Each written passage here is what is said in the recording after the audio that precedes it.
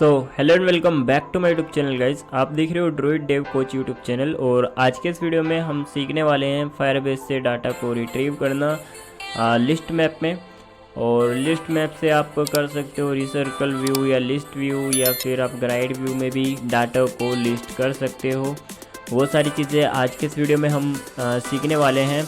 और अभी बहुत से लोगों को पता होगा कि कैसे लिस्ट करते हैं, लेकिन जो तरीका आप यूज़ करते हो वो तरीका सही नहीं है। तो ये वीडियो आपके लिए काफ़ी ज़्यादा इम्पोर्टेंट होने वाला है, अगर आपको पता है तो भी और अगर आपको नहीं पता है तो भी। तो अगर आपको पहले से ही लिस्ट व्यू में या कोई भी अपना फायरबेस से डाटा को रिट्रीव करना आता है तो आपके लिए फिर भी ये वीडियो इम्पोर्टेंट होने वाला है, क्योंकि जो मैं मेथड आपको इस वीडियो में आज बताने वाला हूँ वो थोड़ा डिफरेंट होगा, वो प्रोफेशनली होगा। जो मेथड आप यूज़ करते हो वो सही नहीं है, ठीक है। उसमें आपको कोडिंग भी ज़्यादा करना होता है और आप जिस तरह से डाटा को रिट्रीव करना चाहते हो उस तरह से डाटा आता भी नहीं है, ठीक है। तो बहुत ही सिंपल सा मेथड होगा, एंड जो अभी तक आप कोड कर रहे होंगे उससे भी आसान तरीके से मैं आपको बताने वाला हूँ। कोई कस्टम कोड करने की ज़रूरत है नहीं और कोई भी एडिटिव वगैरह करने की ज़रूरत नहीं है, आपको सिंपली ब्लॉक्स यूज़ करने हैं। तो चलिए वीडियो को शुरू करते हैं। वीडियो को शुरू करने से पहले मेरी आप सभी से रिक्वेस्ट है, अगर वीडियो को लाइक नहीं किया तो प्लीज़ यार वीडियो को लाइक कर देना, चैनल पे नहीं हो तो सब्सक्राइब कर लेना एंड बेल आइकन को प्रेस करना, ताकि आपको हमारे लेटेस्ट वीडियोस के नोटिफिकेशन सबसे पहले मिलते रहें। तो चलिए मैं फटाफट से एक नया प्रोजेक्ट क्रिएट कर लेता हूँ। तो मैंने यहाँ पे एक सिंपल प्रोजेक्ट क्रिएट कर लिया है। और अभी इसको क्रिएट करने के बाद आपको सबसे पहले क्या काम करना है, आपको अपना फायरबेस इससे कनेक्ट कर लेना है। कोई भी एक टेस्टिंग के लिए एक फायरबेस आप कनेक्ट कर सकते हो। फिलहाल मैं अपना एक फायरबेस डाटाबेस से ऐड कर रहा हूँ, इसको सेव कर लेंगे और इसके साथ में कंफर्ट ऑटोमेटिकली इनेबल हो जाता है, ठीक है। अभी ये हो गया, फायरबेस कनेक्ट कर लिया। उसके बाद में आपको क्या करना है, यहाँ पे हम एक फायरबेस कंपोनेंट लेंगे, ठीक है। इसके लिए हम कोई भी एक नाम दे देंगे, इसको यूज़र्स दे देते हैं फ़िलहाल के लिए, और इसमें एक लोकेशन पाथ। उसके बाद में यहाँ पे देखो, बेसिकली जब आप डाटा को रिट्रीव करते हो तो आप क्या करते हो, ऑन चाइल्ड एडिट में जाओगे या फिर ऑन चाइल्ड चेंज्ड में जाओगे। अभी चेंज्ड का मतलब होता है कि जब कोई न्यू डाटा पहले से जो उसके अंदर डाटा होता है और उसको अगर आप अपडेट कर रहे हो या यूज़र अपडेट कर रहा है तो ये वाला मेथड तब कॉल होता है ऑन चेंज्ड, ठीक है। और जब कोई नया डाटा ऐड होता है जो पहले से एग्जिस्ट नहीं करता है फायरबेस में, तो उस टाइम पे ये वाला यहाँ पे कॉल होता है, ठीक है। और अगर कोई डाटा डिलीट होता है फायरबेस से तो ये वाला जो मेथड है ऑन चाइल्ड रिमूव्ड, ये कॉल होता है, ठीक है। और अगर कोई डाटा फिल्ड हो जाता है, कोई प्रॉब्लम आ जाती है, तो उस केस में ये वाला जो मेथड है वो कॉल होता है। तो हम यहाँ पे ऑन चाइल्ड एडिट यहाँ पे कर लेंगे, आप दोनों कर सकते हो। फिलहाल मैं आपको एग्जांपल दे रहा हूँ तो। और मैं साथ के साथ यहाँ पे एक लिस्ट व्यू या फिर ग्राइड व्यू कुछ भी ले लूँगा, पर मैं अभी के लिए एक लिस्ट व्यू ले लेता हूँ, क्योंकि ज़्यादातर लोग लिस्ट व्यू का यूज़ करते हैं एंड आई थिंक आप भी ज़्यादातर लिस्ट व्यू का यूज़ करते होंगे। तो यहाँ पे एक लिस्ट व्यू ले लेंगे। एक कस्टम यहाँ पे मैं फटाफट से एक व्यू बना लेता हूँ। तो यहाँ पे मैंने एक सिंपल सा कस्टम व्यू बना लिया है। उसके बाद मैं इसको लिस्ट व्यू में सेट कर दूँगा एंड उसके बाद हम यहाँ पे जाएंगे इवेंट्स में और यहाँ पे ऑन बिहाइंड कस्टम व्यू पे क्लिक करेंगे, ठीक है। अभी इतना हो गया। उसके बाद में यहाँ पे मैं क्या करूँगा कि एक यहाँ पे डाटा को हम रिट्रीव करेंगे, तो उसके लिए हम सबसे पहले ये वाला ब्लॉक उठा लेते हैं अभी के लिए एंड व्यू में जाएंगे।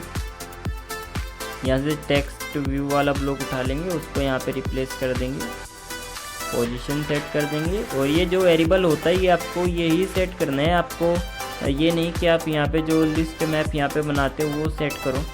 वो भी आप सेट कर सकते हो, लेकिन ये ज़्यादा बेटर रहता है, क्योंकि उस लिस्ट मैप में जो डाटा आपका रहता है वो यहीं पे आता है इस वाले के अंदर ही। तो आप ये यूज़ करोगे ज़्यादा बेटर रहेगा, क्योंकि यहाँ पे आपका ओरिजिनल डाटा होगा। हो सकता है बाहर आप में भी अपडेट करा दो कहीं पे, तो उसमें इशू आ जाते हैं। और यहाँ पे अभी मैं क्या करता हूँ, यूज़र नेम लिख लेता हूँ, यूज़र नेम, ठीक है। इतना हो गया। अभी बेस्ट परिस्थिति के लिए आपको यहाँ पे क्या करना है कि आप यहाँ पे ट्राई टू कैच ब्लॉक का यूज़ करो, ट्राई कैच ब्लॉक का। इससे क्या होगा कि अगर कोई एरर होगा इसके अंदर तो वो यहीं पे डीबग हो जाएगा, आप देख सकते हो उसको कि क्या एरर है। और मैं आपको यहाँ पे ट्विस्ट मैसेज भी रिकमेंड करता हूँ, या फिर आप ये यूज़ कर सकते हो, कॉपी टू क्लिपबोर्ड। और इसके बाद में ऑपरेटर से आपको ये वाला ब्लॉक उठाना है, मैंने यहाँ पे पहले से रखा है। और उसके अंदर आपको ई डॉट टू स्ट्रिंग, देखो ई जो है वो तो एक वेरिएबल है, वेरिएबल का नाम है जो कि ट्राई कैच ब्लॉक के अंदर ऑलरेडी डिफाइन है, और इसके ऊपर आप कॉल कर रहे हो टू स्ट्रिंग। अब जो ई है वो एक ऑब्जेक्ट है, ऑब्जेक्ट मतलब किसी भी चीज़ का ऑब्जेक्ट हो सकता है। लाइक ऑब्जेक्ट एक ऐसी चीज़ होती है जिसके अंदर आप कोई भी डाटा को स्टोर कर सकते हो। तो ऑब्जेक्ट कोई भी चीज़ हो सकती है, ठीक है, जिसका एक अभी तक खुद का कोई अपना अलग एक टाइप नहीं है, एक वैल्यू नहीं है, तो उसको आप ऑब्जेक्ट बोलते हो। अब जब आपको उस ऑब्जेक्ट में कोई डाटा स्टोर कराना है और उस स्टोरेज डाटा को आपको फिर एक वैल्यू देना है, तो उसके लिए हम कॉल करते हैं उसके ऊपर वही वाला मेथड जिसमें हमको उसको कास्ट करना है। तो यहाँ पे हमें इसको कास्ट करना है स्ट्रिंग में, तो हम यूज़ करते हैं टू स्ट्रिंग का, ठीक है। तो यहाँ पे टू स्ट्रिंग करेंगे तो जो भी एरर होगा हमारा वो क्या करेगा, इसके अंदर आएगा और यहाँ पे हमारे क्लिपबोर्ड में कॉपी हो जाएगा ऑटोमेटिक, ठीक है। अभी कॉपी हो जाएगा। तो यहाँ पे आओगे आप कंपोनेंट पे, कंपोनेंट पे आने के बाद यहाँ पे ऑन चाइल्ड में आने के बाद देखो बहुत सारे लोग क्या करते हैं, कंपोनेंट में जाएंगे और कंपोनेंट में जाने के बाद आप क्या करोगे, ये वाला जो ब्लॉक है ना, ये वाला आप ब्लॉक उठा लेते हो और इसको यहाँ पे लगा देते हो, इसमें लिस्ट मैप सेट कर देते हो। मैं यहाँ पे आपको बताऊँगा, ठीक है। लिस्ट मैप यहाँ पे आपको क्रिएट कर लेना है, एम लिस्ट मैप, और बाद में देखो बेस्ट परिस्थिति के लिए आप लिस्ट मैप वगैरह या जो भी वेरिएबल क्रिएट करो उसको ऐसा करो कि वेरिएबल का नाम से आपको ये समझ में आ जाना चाहिए कि ये वेरिएबल क्यों क्रिएट किया गया है। क्योंकि बहुत से बार क्या होता है कि आप कहीं प्रोजेक्ट होता है आप ही क्रिएट करते हो, लेकिन कुछ टाइम बाद, कुछ दिन बाद अगर आप उसको खोलते हो प्रोजेक्ट को, तो आपको खुद को ही वो समझ नहीं आ रहा होता है कि ये प्रोजेक्ट मैंने किस लिए बनाया था, इस प्रोजेक्ट में ये वेरिएबल क्या काम कर रहा है, ये डाटाबेस क्या काम कर रहा है। वो इसी वजह से होता है क्योंकि आपने उनकी आईडी ही मतलब बस जो आपके मन में आया वो रख दिया उस टाइम, तो आप सोचते नहीं हो ज़्यादा, तो बाद में आपको प्रॉब्लम हो सकता है। तो जैसे कि मैं यहाँ पे अभी इसका नाम रख रहा हूँ user, M list map users लिख देते हैं, यूज़र लिख देते हैं। अब मैं कभी भी अगर इस मैप वेरिएबल को देखूँगा तो मेरे को ईजिली समझ में आ जाएगा कि ये यूज़र्स के डाटा को स्टोर करने के लिए या रिट्रीव करने के लिए है, ठीक है। तो मैं ईजिली समझ सकता हूँ इसको। अब मान लो अगर मैं नोटिफिकेशन का यहाँ पे करता तो मैं यहाँ पे क्या करूँगा कि यहाँ पे मैं नोटिफिकेशन लिख दूँगा। अब मेरे को अच्छे से समझ में आ जाएगा जब भी मैं इस वेरिएबल को देखूँगा कि हाँ ये नोटिफिकेशन स्टोर करने के लिए। तो आप इस तरह से वेरिएबल बनाओ कि आगे चल के आपको वो भूल ना जाओ आप, और जब भी आप उस प्रोजेक्ट को रीबिल्ड करो, कभी उस पर और काम करो, तो आप ईजिली उसको समझ पाओ, ठीक है। इस तरह से ऐड करो। अब यहाँ पे बहुत बंदे क्या करते हैं, इसके साथ में आप एक स्ट्रिंग भी ऐड कर लेते हो ये वाला, तो इसका तो ज़रूरत ही नहीं है, ठीक है। अब बहुत सारे बंदे क्या करेंगे, देखो यहाँ पे आएंगे कि ये स्ट्रिंग वाला जो ब्लॉक है इसके ऊपर ऐसे करते हैं, यहाँ पे जो भी अपना स्ट्रिंग XYZ अपना स्ट्रिंग लगाते हैं। उसके बाद में क्या करते हैं कि यहाँ पे जाते हैं